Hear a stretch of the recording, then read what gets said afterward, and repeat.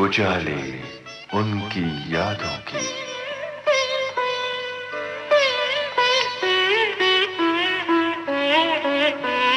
उजाले उनकी यादों की।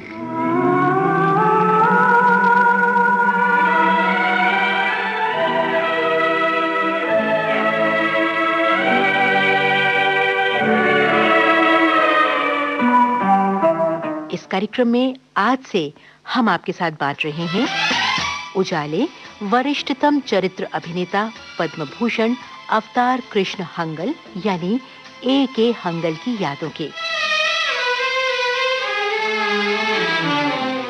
यादें अभिनय के महासमुद्र में गोताखोरी के हुनर की।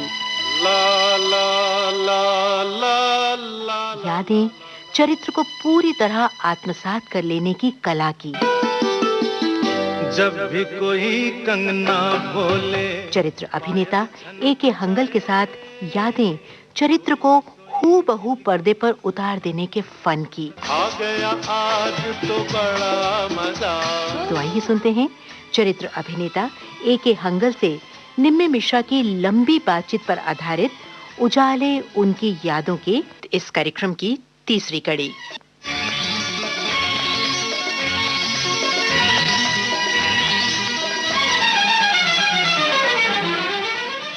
तो ऐसा था कि जब इनकी फिल्म शुरू होती शोले तो मैं उस वक्त वहाँ होता हूँ माउंट एवरेस्ट पे। अच्छा। अब कैसे पहुँचूंगा बंगलोर। अब माउंट एवरेस्ट की ठंड ये वो बहुत बुरी हालत। तो टाइम बीच में नहीं तो मैं सोचूँ आखिरी दिन जब वो ख़त्म हुई फिल्म तो मैंने कहा मुझे भेजो जल्दी भेजो। हेलीकॉप्टर मंगवाया मेरे लिए सिप्पी ने और काठमांडू भेजा हेलीकॉप्टर से।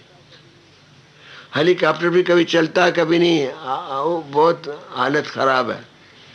बर्फ़ें पड़नी जाने क्या क्या हो रहा है। तो अब उसकी इंतज़ार में मैं कह रहा हूँ जल्दी आया हेलीकॉप्टर। तो बेंगलोर गया हेलीकॉप्टर में। वहाँ से मैं सीधा बम्बे आया। बम्बे से मैं नहीं हेलीकॉप्टर काठमांडू गया। काठमांडू से फ़ौरन मैं यहाँ आया बम्बे। बम्बे से सीधा बेंगलोर गया मैं। और ये लोग वो पहले दिन ही कड़क सीन मेरा पहले दिन ही दाढ़ी। और ये लोग ताश खेल रहे थे अमिताभ और धर्मेंद्र। मुझे आ गया आप आ गया आप ही का इंतज़ार था बस। सेट वेट लगा हुआ था सब। तो मैंने किया। मैंने कहा पहले दिन ही वो सीन मुझे बताया तो मुझे घबरा गया सीन देख के। और वो सीन इतना पॉपुलर हुआ। हाँ वही तो। तब आप जब कर रहे थे तब आपको अंदाजा ही नहीं होगा ऐसा। नहीं वो करते मालूम तो था कि हो रहा है कुछ। ऐसा नहीं कि बिल्कुल ही क्योंकि और तो कोई बोलने वाला नहीं था। हाँ। बोलने वाला तो मैं ही था। और वो हेमा मालिनी के संग आता हूँ ऊपर से मस्जिद से। और ये बसंती ओ बसंती ये सन्नाटा क्यों है भाई हैं ये बोलता हूँ वगैरह वगैरह। तो फिर दौड़ के आता धर्मेंद्र मेरे पास। पता नहीं अब तो कहाँ ले जा रहे हो भाई कहाँ। मैं उसको देखता हूँ सज्जन को पाँव लगता है। तो उसका तो इन्ना लिल्लाह और राजऊन यानी मर जा कुछ बेटा। तो कुछ लोग बोलते हैं कि ये मुसीबत का बोझ। कौन मुसीबत का बोझ नहीं उठा सकता भाई। जानते हो सबसे बड़ा बोझ क्या होता है। बाप के कंधे पर बेटे का जनाजा। मैं बूढ़ा ये बोझ उठा सकता हूँ और तुम एक मुसीबत का बोझ नहीं उठा सकते। बेटा मैंने खोया मैंने। फिर भी कहूँगा कि दोनों इसी गांव में रहे। आगे आपकी मर्जी। कोई मुझे मस्जिद तक। हाँ। और वैसे जाते पूछूंगा जाता हूँ फिर मुड़ता हूँ। आज पूछूंगा खुदा से मुझे 2-4 बेटे और क्यों नहीं दिए इस गांव पर शहीद होने के लिए। और वो जो सीन ज़बरदस्त सीन था। आपको अभी तक याद है डायलॉग? अभी तक याद है।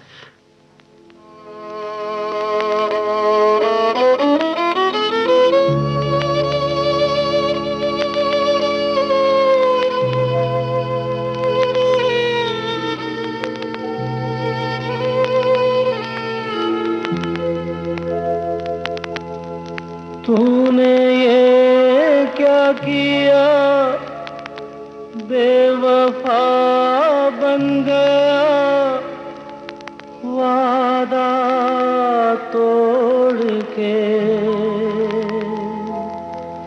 चल दिया इस तरह राहों में तू मुझे पीछे छोड़ के। और मैंने को सिप्पी रात को खाना खा रहे थे तो अमजद खान, मैं और सिप्पी, मैंने सिप्पी साहब को बोला, भाई सिप्पी साहब को ऐसा लगता मैंने ठीक किया नहीं काम, कहीं कुछ कसर रह गई है। कहीं क्या बात करते हो, मैं कट ही नहीं करता, मैं कट कर देता अगर आपने ठीक नहीं किया होता तो। मैंने कट नहीं किया, मैं चलने दिया, इसका मतलब ठीक है। मैंने कहा तुम्हारे लिए ठीक होगा, मुझे तो कुछ शक है। बार बार शक करो। उनका अच्छा मैं फिल्म मंगाता हूँ मुंबई से, इतना पीस आप देखिए, आप तो अच्छा नहीं लगे तो हम दोबारा ले लो। मैंने कहा दोबारा कैसे लोगे, इतने बड़े बड़े एक्टर थे उसमें, अमिताभ था, धर्मेंद्र था, संजीव कुमार था, हेमा मालिनी थी, ये सब एक्टर उसमें थे, मैं अकेला वो था। कहेंगे तुम बस तुम्हारा काम है ना, तुम्हें पसंद नहीं हम दोबारा लेंगे, हमारा काम है। अच्छा, उसने मंगाई थी मुझको और हेमा मालिनी दोनों को लेकर गया दिखाने। वो सीन चला, देखा, मेरे अपने ही आंखों में आंसू आने लगे। कहने कैसा है, मेरे तो देख के, इधर हेमा बैठी, इधर मैं बैठा, बीच में सिप्पी। मैंने कहा ठीक है। कहने हमने आपको पहले ही बोला था, बहुत अच्छा सीन है। तो सीन ऐसा पॉपुलर हो गया, पूछिए जहाँ मैं जाऊँ शोले शोले करते हैं लोग। मैं लंदन गया एक पिक्चर के लिए, माउंट बैटन द लास्ट वायसरा है, उसमें मैंने सरदार पटेल का रोल किया था। अच्छा, ये शोले के बाद की बात? शोले के बाद की बात है। तो मुझे एक दिन फोन आया लंदन से,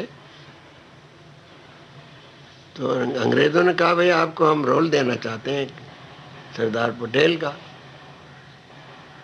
कैसा रोल है, ये है वो है। मैंने कहा ठीक है करेंगे।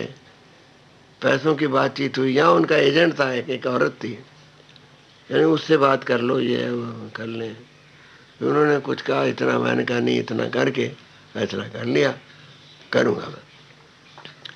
तो क्या हुआ कि उनकी असिस्टेंट डायरेक्टर एक लेडी थी, उसका नाम था एलिजाबेथ, वो यहाँ आई हमको चेक करने देखने के लिए। अच्छा, हाँ, इंडिया ताज होटल में ठहरे हो। तो मुझे बुलाया वहाँ, 25-26 साल का जिक्र है। मैं गया वहाँ, इंटरव्यू कहने पढ़ के बताओ ज़रा, अंग्रेज़ी है ना।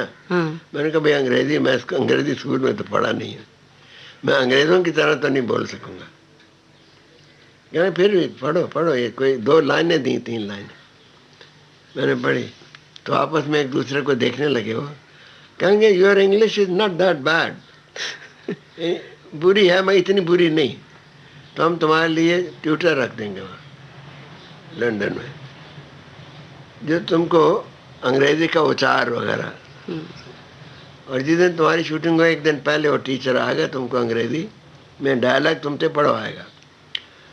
मैंने कहा ठीक है, आप समझते हैं ठीक है तो ठीक है, क्योंकि मैं इंग्लिश स्कूल में पढ़ा नहीं हूँ। उन्होंने कहा नहीं तुम्हारी इंग्लिश बुरी नहीं है। तो मैंने कहा अच्छी भी तो नहीं। क्या ना, no it's quite good, you are an Indian, you know, you are playing an Indian character. और मैंने कहा देखो मैं नेहरू नहीं था, मैं पटेल था, नेहरू तो आधा अंग्रेज था। नेहरू की इंग्लिश तो वहीं पढ़े हुए, वहीं सीखे हुए लंदन में, तो पटेल तो देसी आदमी था। तो मैंने कहा इसका थोड़ा सा फर्क, वो एक अंग्रेज कर रहा था नेहरू का रोल, सब अंग्रेज थे, मैं ही एक इंडियन था। सो ऐसा है, ये फ़र्क को ध्यान में रखना आप। हाँ हो जाएगा। फिर डेट फिक्स करी, टेलीफोन पे क्या बुला लिया। वहाँ जब हम पहुँचे तो एयरपोर्ट पे सब अंग्रेज, देसी, हिंदुस्तानी, पाकिस्तान, शोले शोले शोले करने लगे। शोले, हम अभी भी शोले शोले। तो अब शोले की बात हो रही थी ना। जी जी। तो ये शोले सारी दुनिया में मशहूर हो गया।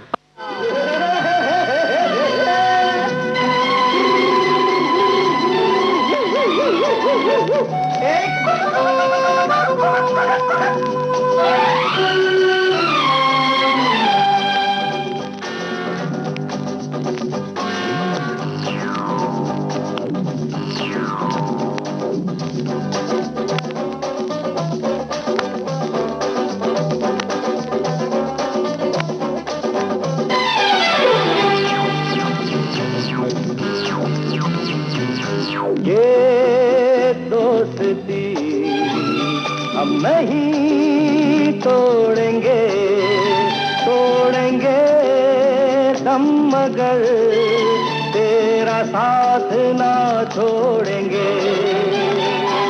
ये दोस्ती हम नहीं तोड़ेंगे तोड़ेंगे दम मगर तेरा साथ ना छोड़ेंगे।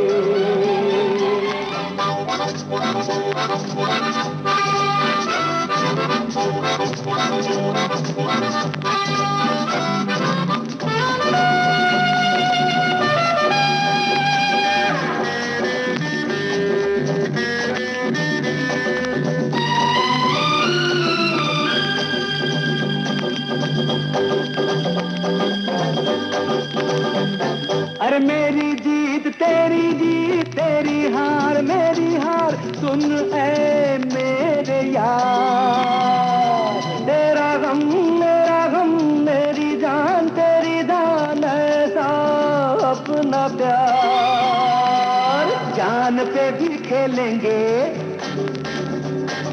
तेरे लिए ले लेंगे। जान पे भी खेलेंगे तेरे लिए ले लेंगे सबसे दुश्मनी। ये दोस्ती हम नहीं तोड़ेंगे तोड़ेंगे दम मगर तेरा साथ ना छोड़ेंगे।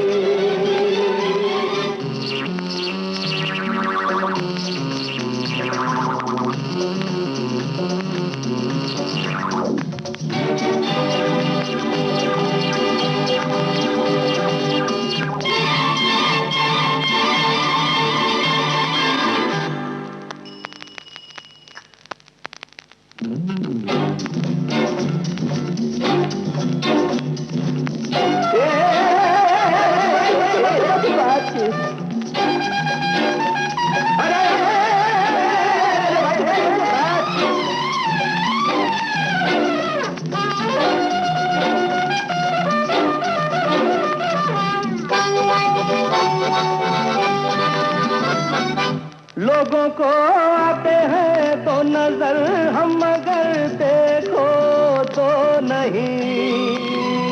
अरे हो जुदा या खफा ए खुदा है दुआ ऐसा हो नहीं। खाना पीना साथ है मरना जीना साथ है। खाना पीना साथ है मरना जीना साथ है सारी जिंदगी।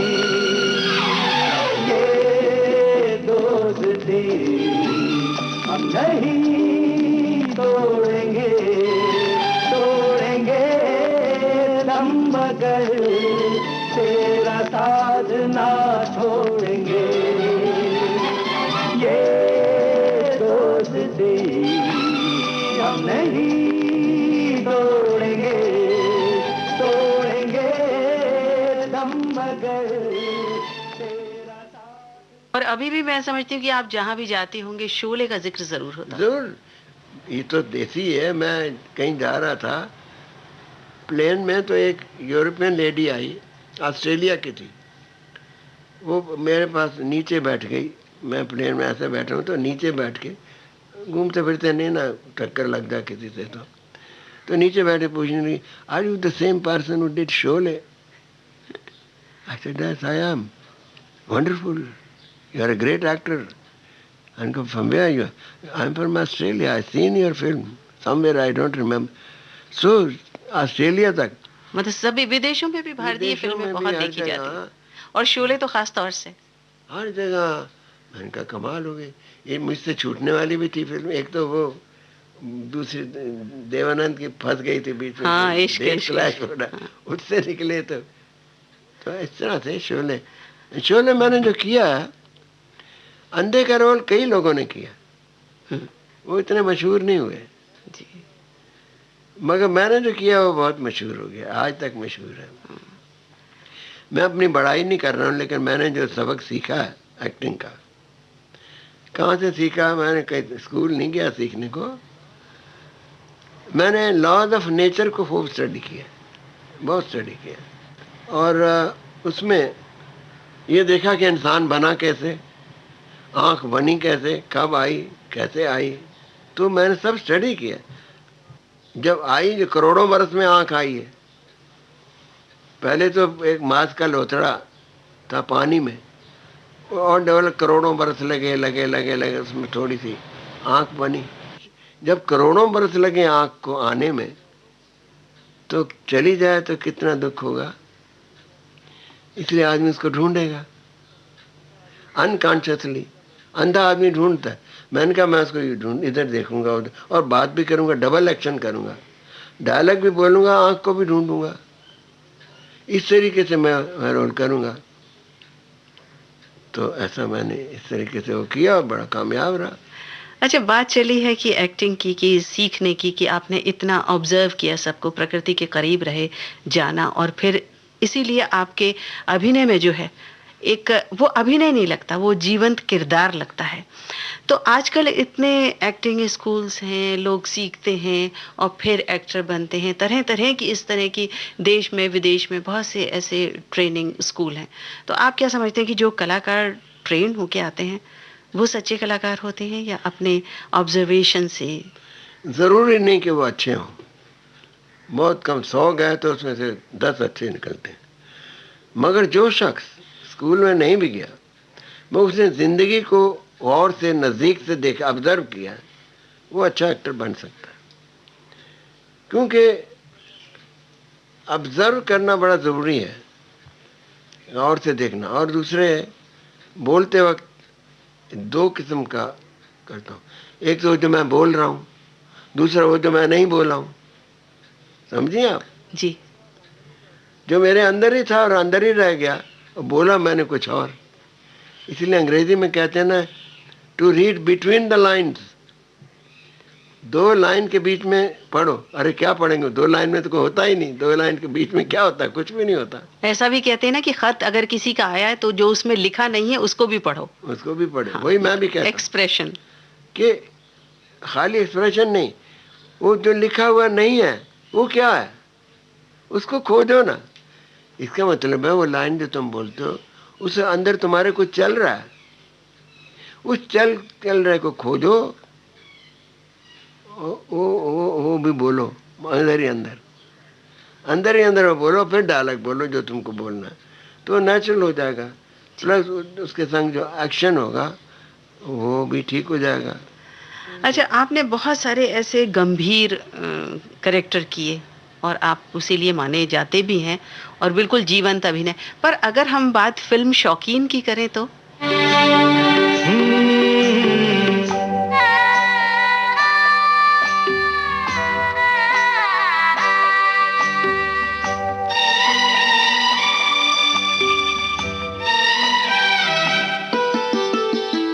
जब भी कोई कंगना बोले, पायल छनक जाए, सोई सोई दिल की धड़कन सुलग सुलग जाए। करूं जतन लाख मगर मन मचल मचल जाए, मचल मचल जाए।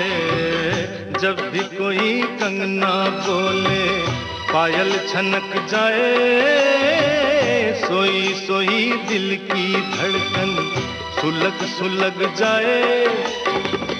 करूं जतन लाख मगर मन मचल मचल जाए, मचल मचल जाए। जब भी कोई कंगना बोले।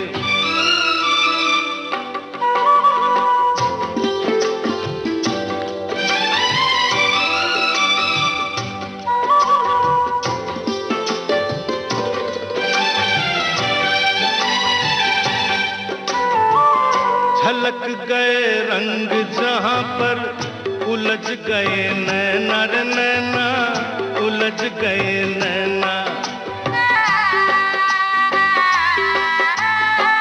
झलक गए रंग जहां पर, उलझ गए नैना रे नैना, उलझ गए नैना। पाए नहीं मन बंजारा, कहीं भी ये चैना रे चैना, कहीं भी ये चैना। मेरे मन की प्यास अधूरी मुझे भटकाए, जब भी कोई कंगना बोले पायल छनक जाए, जब भी कोई कंगना बोले।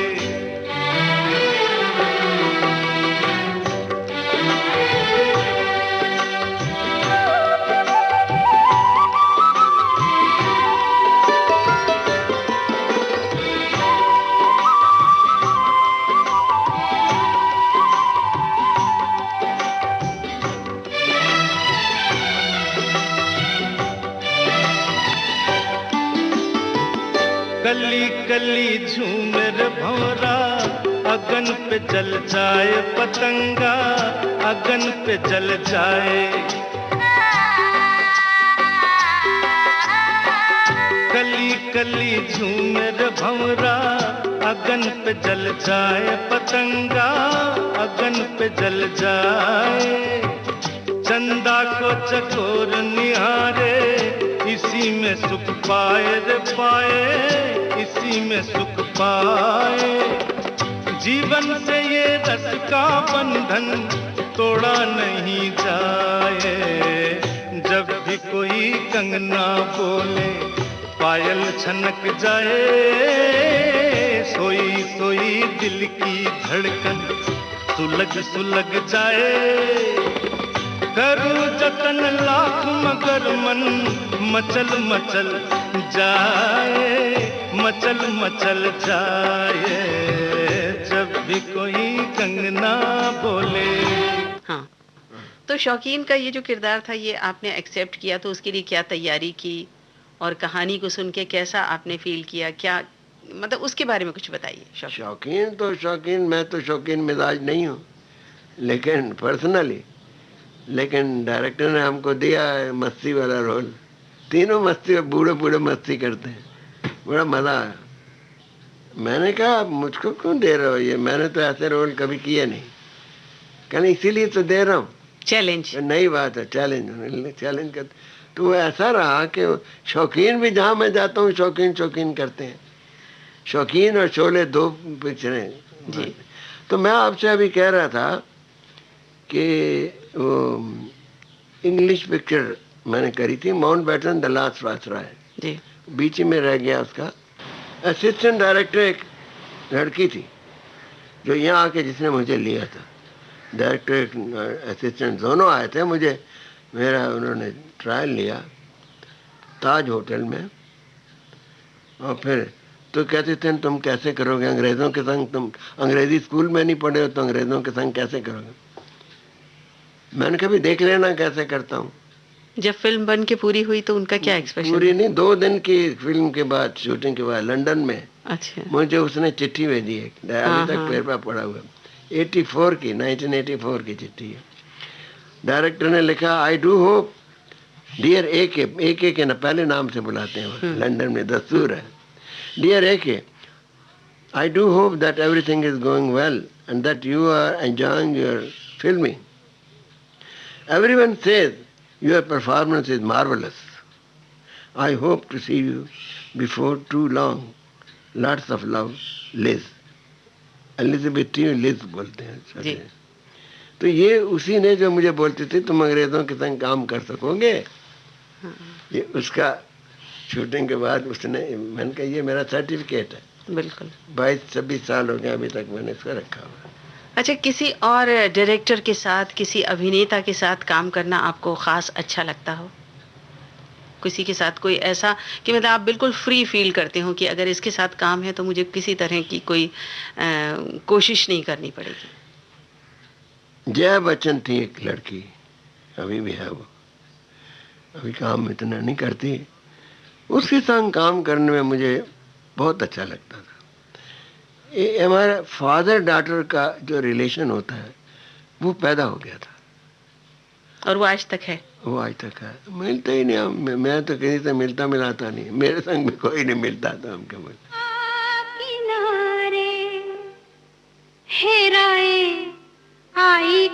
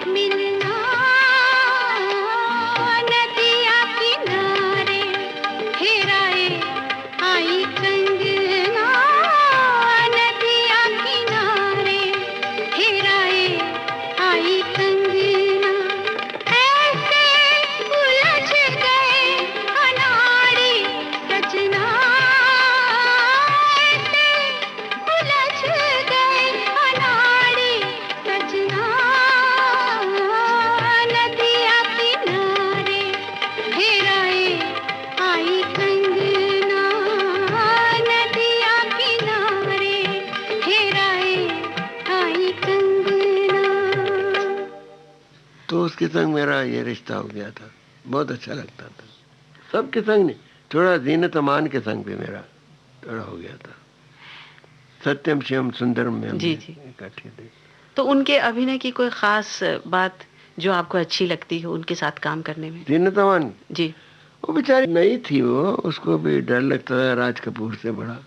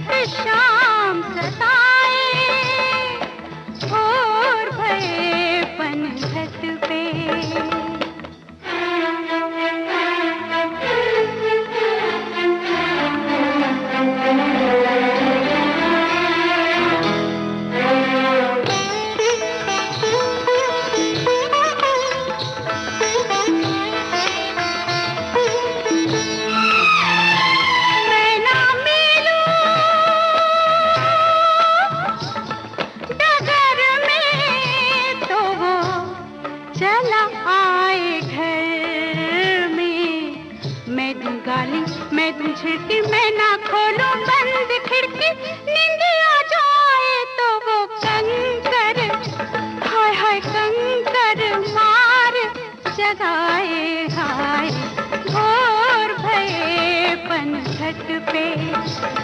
मोहे नट खट शाम सताए, मोरी चुनरिया लिपटी जाए। मैं क्या करूं, हाय हाय क्या करूं, हाय राम हाय हाय, भोर भये पनघट पे।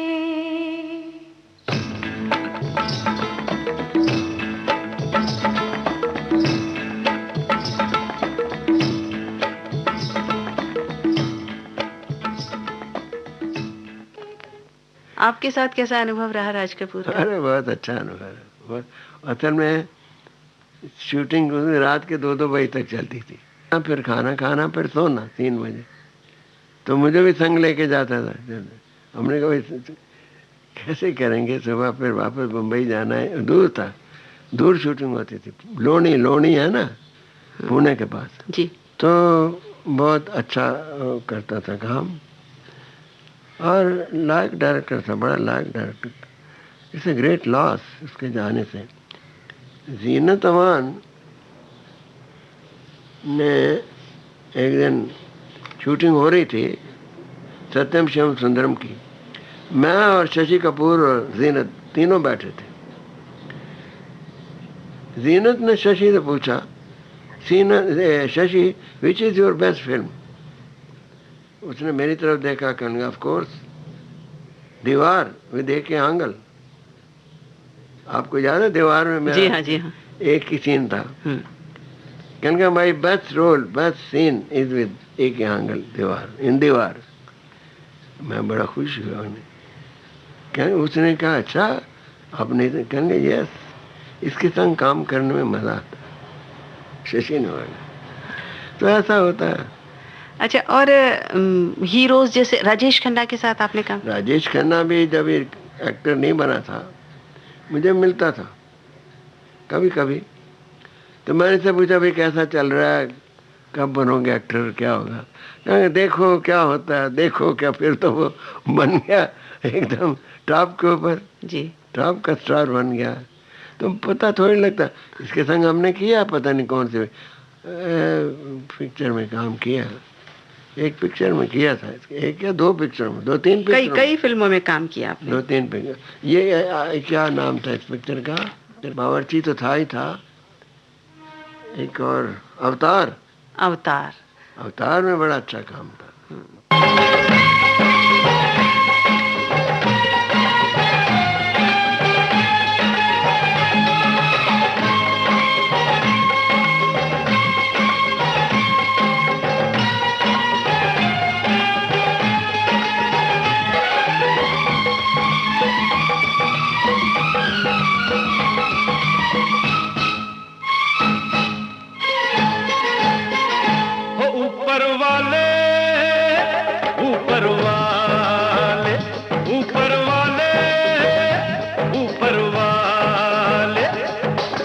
ऊपर वाले तेरा जवाब नहीं, ऊपर वाले तेरा जवाब नहीं, कब दे क्या दे हिसाब नहीं।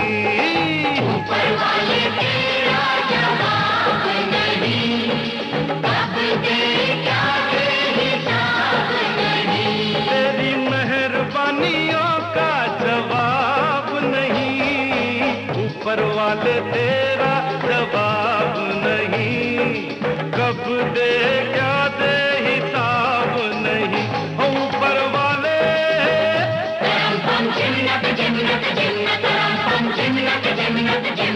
ऊपर वाले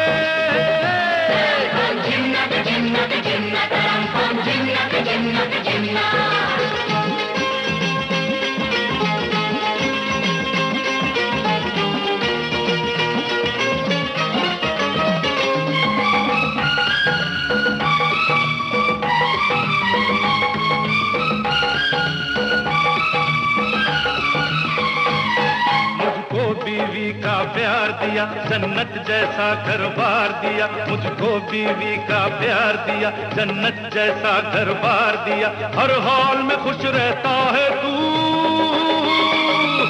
दरिया की तरह बहता है तू। ओए तू नहीं, तुम नहीं, आप में, अरे दो बेटों का बाप में, इससे बड़ा कोई किताब नहीं, ऊपर वाले तेरा जवाब नहीं, कब दे क्या दे हिसाब नहीं, तो ऊपर वाले जिन्नत जिन्नत जिन्नत जिन्नत जिन्नत जिन्नत।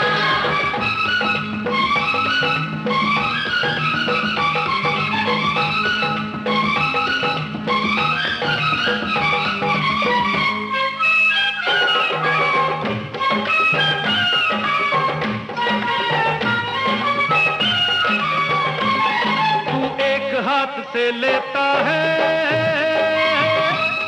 तो 100 हाथों से देता है, तू एक हाथ से लेता है तो 100 हाथों से देता है, इस दिल को दिए अरमान बड़े, मुझ पर है तेरे एहसान बड़े। कुछ लोग हैं जूतों को रोते, ओ कुछ लोग हैं जूतों को रोते, कुछ लोगों के पाँव नहीं होते, मेरा हाल इतना खराब नहीं, ऊपर वाले तेरा जवाब नहीं, कब दे क्या दे हिसाब नहीं, तो ऊपर वाले। कमला में भी आपने काम किया था, 84 की एक फिल्म थी जो काफी चर्चित रही थी उस जमाने में। हाँ, वो मराठी की कहानी थी लेकिन हिंदी में थी जी, और विजय तेंदुलकर ने लिखी थी। अमेरिका से एक आया था डायरेक्टर, उसने बनाई थी फिल्म बम्बई में। कमला मेरा एक मराठी कैरेक्टर था, टीचर का। जी जी, तो उसमें भी बड़ा मजा आता है। अच्छा, अभी आपने जो कुछ हाल ही में फिल्में की हैं, जैसे पहेली की और मिस्टर प्राइम मिनिस्टर की, ये सब 2005 की फिल्में हैं, तो अब आपको लोगों मतलब जो और अपने साथी कलाकारों के साथ अभिनय करने में कोई खास फर्क महसूस होता है या पहले ही जैसा सब माहौल रहता है? पहली मैं ना ही करता तो अच्छा था, एक ही सीन था, मुझे भी पता नहीं कब लिया कब गया। अच्छा अच्छा, मगर मैंने इसलिए किया कि अमोल पालेकर, तो उसने कहा ये कर लो यार, छोटा मैं कर लो, और इसके संग वो था मेरे संग शाहरुख खान जी, तो हमने कहा शाहरुख खान के संग भी हो जाएगा, पहले पिक्चर, तो इसलिए मैंने कर लिया, स्मॉल रोल, उसमें कुछ था नहीं, दम नहीं था। अच्छा, लगान के बारे में आप क्या कहें? लगान में गड़बड़ ये हो गई कि मेरा रोल आधा कट गया। अच्छा, हाँ, क्योंकि एक दिन मैं गिर गया था शूटिंग करके आया, शुरू में नहाने लगा, भुज में हम करते थे, पूरा एक बिल्डिंग खरीद ही ली थी, अंग्रेजी एक्टर देसी एक्टर सब उसी में रहते थे, नई फिल्म बिल्डिंग थी, वो उसके नहाने टाइल्स बड़े नए थे, उसमें स्लिप हो गया मैं, और जो गिरा हूँ मैं आज तक भुगत रहा हूँ। 20 दिन अस्पताल में रहा मैं, और ये ड्राम से ऐसे गिरा हूँ तो हड्डियाँ हिल गई मेरी सब।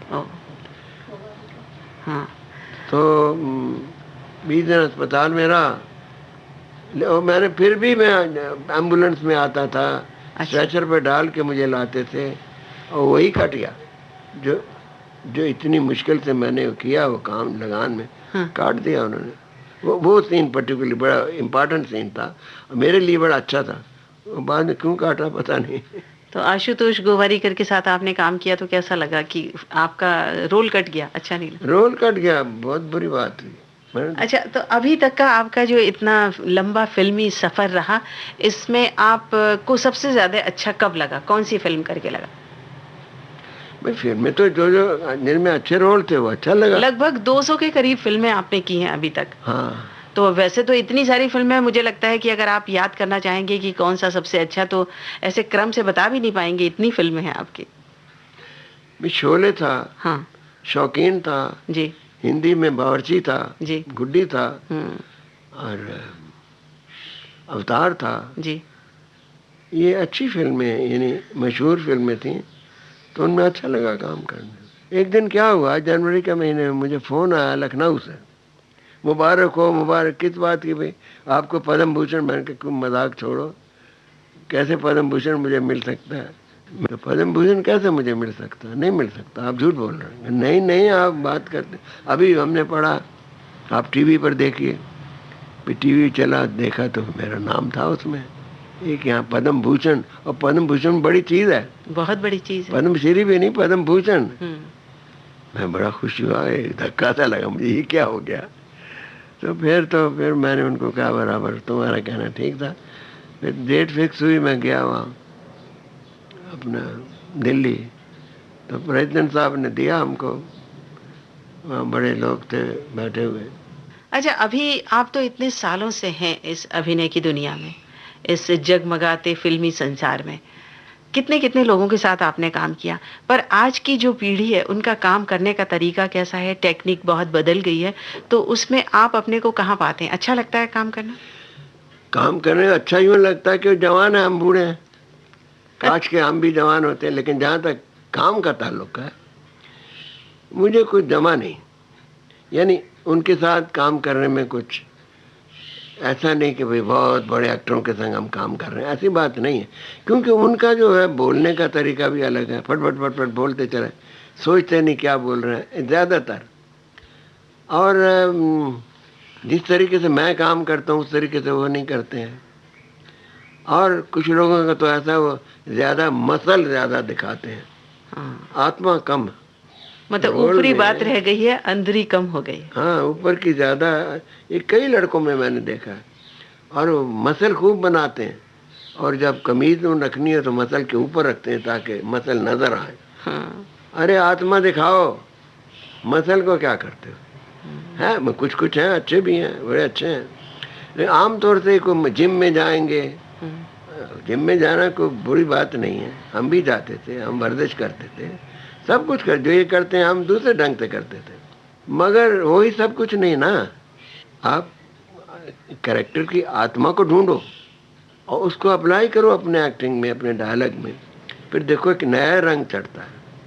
वो जरा कम देखने में। आपको क्या लगता है कि जो इतनी तकनीक जो है इतनी आगे बढ़ गई है, तो उससे फिल्मों की जो आत्मा है, जो असर है, उसमें कहीं कमी आई है? हाँ, जो टेक्निक तो बढ़ गई, इसमें कोई शक नहीं। लेकिन पहले ज़माने में टेक्निक नहीं होती थी ज़्यादा। फिर पहले ज़माने की कई फिल्में दिल को छूती थीं, वो गाने भी दिल को छूते थे। आज आपके रेडियो में सुबह 8 बजे 7:30 बजे जो गाने बजते हैं, पता नहीं कौन भूले बिसरे गीत हम सुनवाते हैं। आप सुनवाते हैं ना? जी हाँ। वो कितने अच्छे लगते हैं, सुनने को जी चाहता है। तो आजकल ये गाने का 10 दिन बाद भूल जाते हैं लोग। क्या वजह है? ये जो था मोहम्मद रफ़ी, उसके गाने देखिए, आज तक याद है लोगों को। तो ये आज के जो, मैं नहीं कहता कि सब ऐसे हैं, लेकिन ज़्यादातर लोग ऐसे हैं कि उनके गाने, म्यूजिक डायरेक्टर वही धनाधन वही चल रहा है, कोई आत्मा को छूते नहीं। एक्टिंग में भी ये बात है, गानों में भी ये बात है, स्टोरी में भी है। डांस हो रहा चला, डांस 100 200 आदमी डांस कर रहा है, ये दिखा रहे हैं अपना बल, इतने पैसे हैं हमारे पास, 300 आदमी को हम नाच करा सकते हैं। ये क्या, ये कोई बात है? ये तो कोई बात नहीं। असल में स्टोरी में दम होना चाहिए, एक्टिंग में दम होना चाहिए, डायरेक्शन में दम होना चाहिए। न कि 200 आदमी आप डांस कर, अच्छे बुरे हमको भी अच्छे लगते हैं, ये बात नहीं है, मगर सिर्फ वो काफ़ी नहीं है। काफ़ी स्टोरी की आत्मा क्या कहती है, एक्टिंग की आत्मा क्या कहती है, हाँ, डायरेक्शन क्या सोचता, ये सब चीज़ें कम हो गई हैं। मुझे इसका दुख है। अभी मैं कल वहाँ था, नौशाद साहब के प्रोग्राम में कल मैं गया, वो तो गुजर गए अभी। उनके गाने सुनाए गए कि दिल को छूते उनके गाने।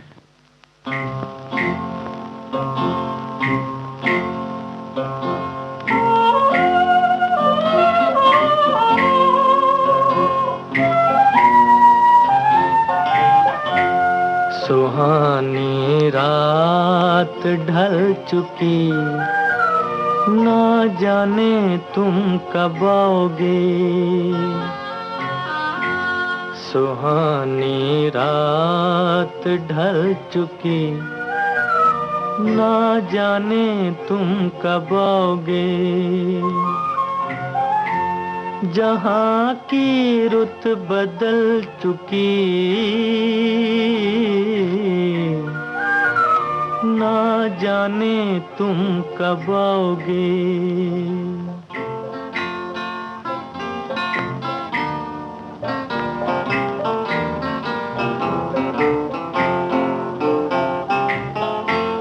नजारे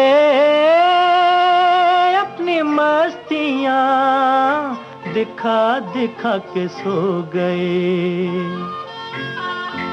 सितारे अपनी रोशनी लुटा लुटा के सो गए। हर एक शम्मा जल चुकी, ना जाने तुम कब आओगे। सुहानी रात ढल चुकी, ना जाने तुम कब आओगे।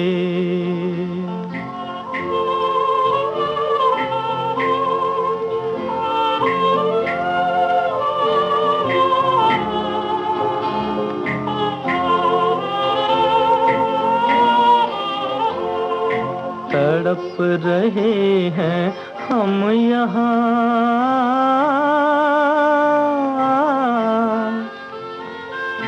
तड़प रहे हैं हम यहाँ, तुम्हारे इंतजार में, तुम्हारे इंतजार में। खिज़ां का रंग आ चला है मौसम बहार में, खिज़ां का रंग आ चला है मौसम बहार में, मौसम बहार में।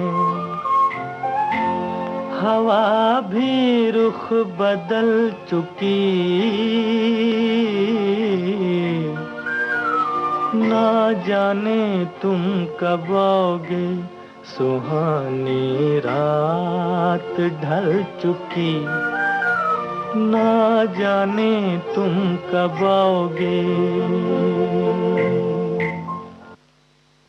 म्यूजिक डायरेक्टर थे ना, ऐसा अच्छा लगता था, देखते रहे सुनते रहे। इसे मोहम्मद रफ़ी सुनते ही रहे उनके गाने। तो सुबह आते हैं आपके रेडियो, जी जी, तो मुझे तो बहुत अच्छा लगता है। और वो लोगों को भूले नहीं, लगाओ कहते हाँ हाँ ये गाना तो बहुत, आज के गाना आज गाया परसों भूल गया।